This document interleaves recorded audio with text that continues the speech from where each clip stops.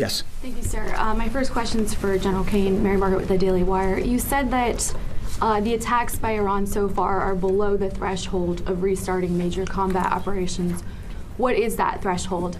And then for Secretary Hegseth, are there still concerns about mines in the Strait? And can you kind of clarify these reports of kamikaze dolphins that we've heard about? I haven't heard the kamikaze dolphin thing. It's like sharks with laser beams, right? The threshold of restarting is a political decision above my pay grade. What I'll say is it's more low harassing fire right now. It feels like Iran is grasping at straws to try to do something across the southern flank. To your question, David, their command and control structure remains very fractured, and I think they're struggling to maintain control down echelon at the edge, but it's still pretty low-level kinetics at this point in time. And I can't confirm or deny whether we have kamikaze dolphins, but I can confirm they don't.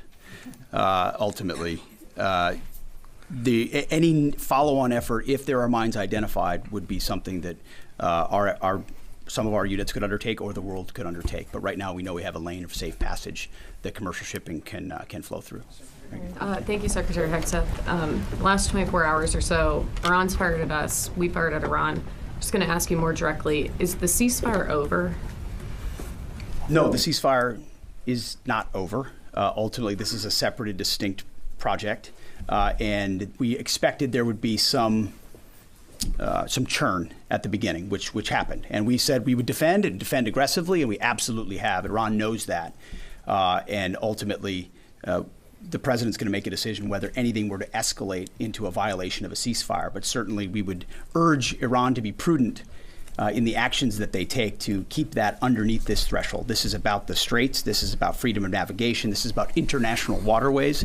This is about free flow of commerce, all the things that happened before, and only Iran is contesting. So right now the ceasefire certainly holds, but we're going to be watching very, very closely. Absolutely. Secretary James, go ahead. Mr. Secretary, thank you. General, thank you. I want to first express my gratitude and admiration for the work you do and for everyone involved in our armed forces, and also for the accomplishments of Operation Epic Fury, which I think are too often dismissed too lightly. But those accomplishments don't obscure, I think, a central default that has occurred here, and I would like you both to address it. On the first day of this conflict, President Trump addressed the Iranian people directly and said, when we're finished, take over your government. It'll be yours to take. And then on the seventh day of the conflict, in a Truth Social post, the president said, quote, there will be no deal with Iran except, all caps, exclamation mark, unconditional surrender.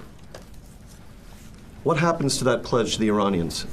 And when did the president decide to capitulate on his demand for unconditional surrender? Well, James, I wouldn't. You started out nicely, but you ended exactly where we knew you would end. The president hasn't capitulated on anything. He holds the cards. We maintain the upper hand, and Project Freedom only strengthens that hand.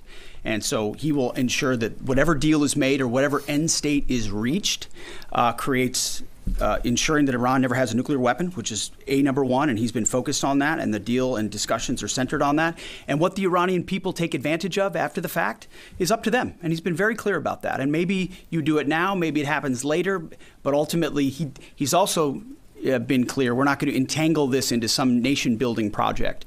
Our objectives are clear. They've been pursued from day one. Hopefully the Iranian people take advantage of that because they're being taken advantage of by this regime. As you know, 45,000 Iranians, innocent Iranians, killed before the outset of this. That's what this government does, kills their own innocent civilians. Getting out from underneath that is going to be a challenge of the Iranian people, and we certainly hope they take advantage of that. Thank you.